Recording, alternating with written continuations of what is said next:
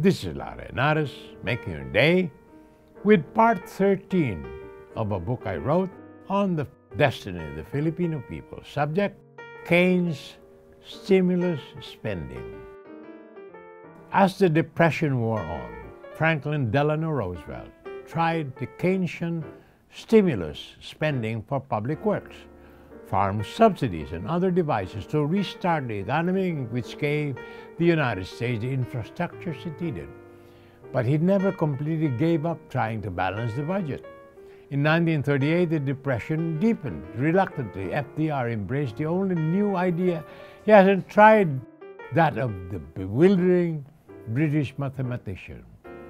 As the President Roosevelt explained in a fireside chat, he said, "We suffer primarily from a failure of consumer demand and because of a lack of buying power. It was therefore up to the government to create an economic upturn by making additions to the purchasing power of the nation."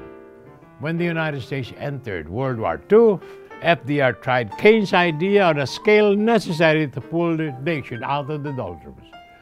And Roosevelt, of course, had little choice.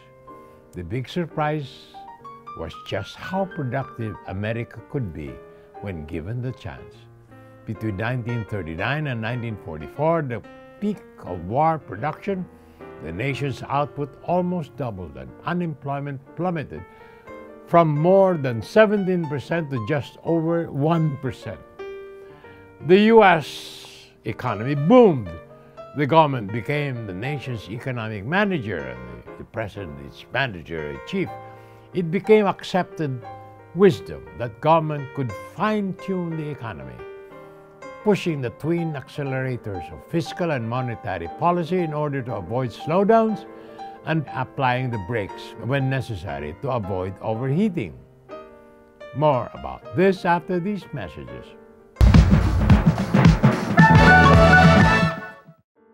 This is Lara Henares, making your day with part 13 of a book I wrote on the destiny of the Filipino people.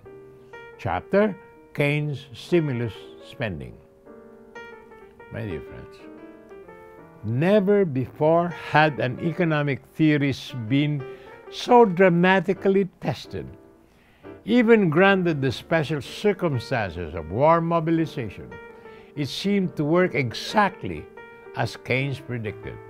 Instead of repeating the mistake made almost 3 decades before, the United States and Great Britain bore in mind Keynes' earlier admonition. The surest pathway to a lasting peace, they then understood, was to help the vanquished rebuild. Public investing on a grand scale would create trading partners that could turn around and buy the victor's exports, and also build solid middle-class democracies in Germany, Italy, and Japan. The notion that government deficits are good has an odd ring in these days. For most of the past decades, America's biggest worry was been inflation brought on by excessive demand, not deflation due to lack of demand. Inflation soared in double digits in 2008. The world reeled under the weight of toxic assets and the bursting of the housing bubble.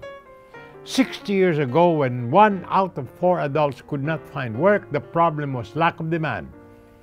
It is much the very same problem today. 60 years ago, Keynesian solution of stimulus spending worked as it should do so now.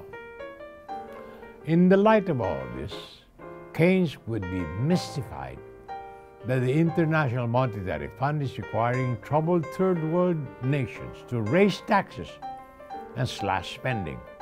The Keynesian solution of stimulus spending is called for, but the conventional thought is against it. In the election of 2012, Republicans decried the public debt and prescribed a balanced budget, just like Harry Truman, who once exclaimed, "I'll be damned if I spend money I do not have." In the European community, they are solving the problem by slashing budgets and driving down to austerity mode. John Maynard Keynes would have roared his head off and called them all goat-footed, half-human visitors to our age. More tomorrow, my dear friends. This is Lara Henares, making your day, saying good day, God bless you. Thank you very much for being with us. Till next time, hasta la bye-bye.